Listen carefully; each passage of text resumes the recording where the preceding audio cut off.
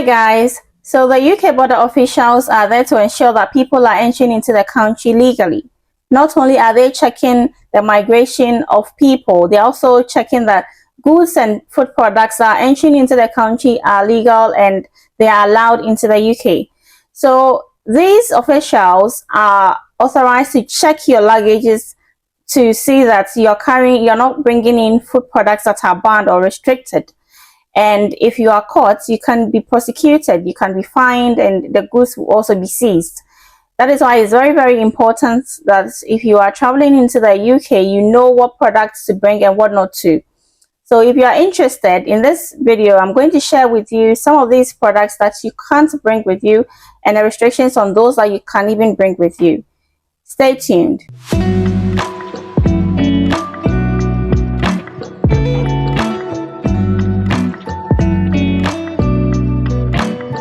So if you're from an EU country or for some few non-EU countries, some of these restrictions are a bit relaxed for you. But for most non-EU countries, if you're coming into the UK, you can't come along with meat or meat products. So even if you have bread or you have sandwich, it shouldn't have meat in them.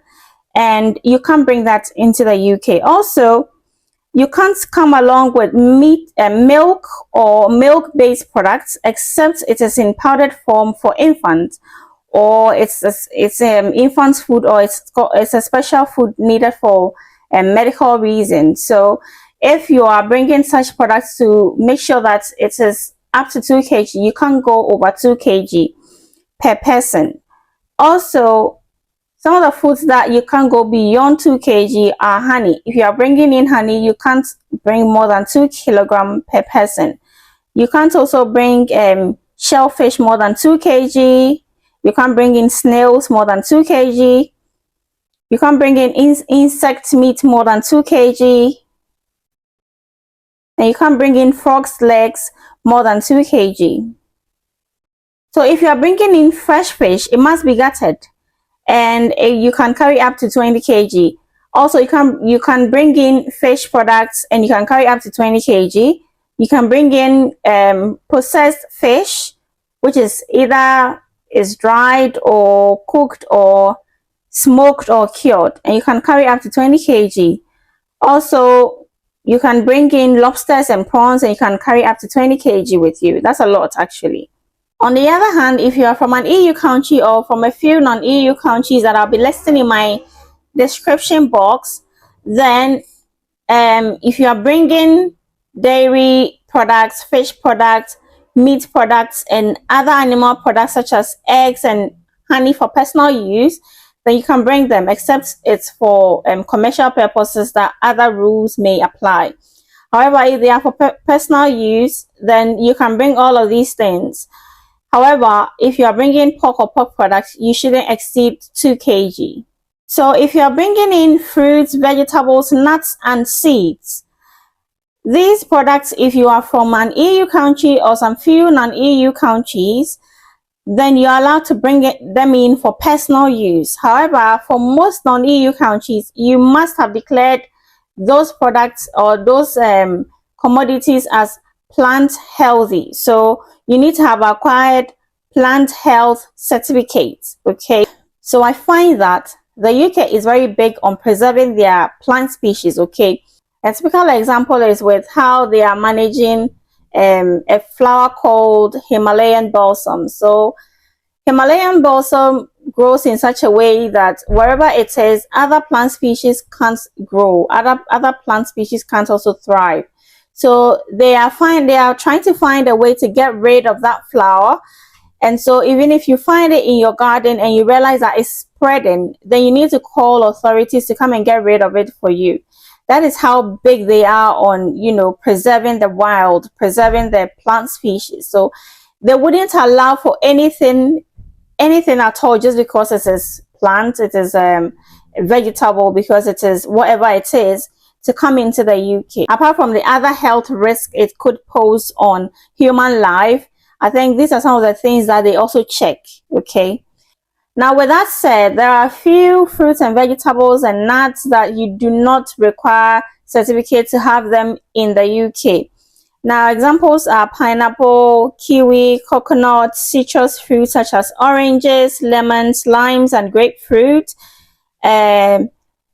persimmon, durian, curry leaves, kumquat, banana and plantain, mango, dates, passion fruits, guava, processed and packaged plant products such as packaged salads or frozen plant material, and peeled and processed nuts or nut butters, certain grains such as rice. So these products you do not need to have certificates for before you bring them to the UK. All other ones you might have to get plant health certificate to bring them into the UK. Also, you are allowed to travel into the UK with alcohol. Okay, so for the alcohol, you can come with 42 liters of beer and up to 18 liters of wine. So up to 42 liters of beer and up to 18 liters of wine in one travel. Okay, also you can either bring in up to 4 liters of spirits and other liquors with over 22% of alcohol, or you can bring in 9 liters of alcoholic drinks up to 22% of alcohol. So you can either choose to bring in the spirits or other liquors which have over 22% of alcohol, and you are limited to 4 liters, okay? Or you can choose to come with 9 liters or up to 9 liters of the other alcoholic drinks which are not over 22% of alcohol. Now, for alcoholic drinks which do not exceed the 22% of alcohol, and they include sparkling wine, fortified wine, or cider, okay? And for the allowance that you have, you can split them. Now, with all of these things, you do not need to declare them to pay tax for them. However, if you are going beyond the allowance, for instance, according to your personal allowance or what you are allowed to bring in without having to declare and pay tax, you can bring in 42 liters of beer, okay? If you want to exceed it and you want to bring maybe 80 liters of beer in while you are coming into the UK, then it means that you are going to have an excess of 38 liters, and you need to declare that and pay tax on that. Other than that, if you are within the stipulated liters, then you do not have to declare and pay tax on them. So guys, tobacco is allowed in the UK, okay? If you are traveling to the UK, you can bring in 200 cigarettes, up to 200 cigarettes. If you bring 200 cigarettes, then you can bring in any other form of tobacco. You are also allowed to bring in 100 cigarillos. If you bring that one too, you can't bring any other. If you bring in 50 cigars, you can't bring any other form. If you bring in 250 grams of tobacco, you can't bring any other. If you bring in 200 sticks of tobacco for electronic heated tobacco devices, you can't bring in any other. However, you can actually split your personal allowances to cover other forms of tobacco. So for example, you are only allowed up to 200 cigarettes, okay? But you can probably bring 100 cigarettes and maybe 50 cigarillos, because you're allowed 100 cigarillos in one travel. So you can bring 100 of the cigarettes and then 50 of the cigarillos, so that it will allow for the personal allowance that you have. Unless you want to exceed that, then of course you need to declare and then pay tax on the excess. So guys, if you are bringing in your product or food products or anything at all, and the product goes beyond your personal allowance, then automatically you need to declare and pay tax on the excess. Also, if whatever you're bringing in is for commercial purpose, then you need to declare and then pay tax on them. Again, if whatever you're bringing in has restrictions on them, then you need to declare them, because some of the items you need to have acquired license before bringing them to the UK.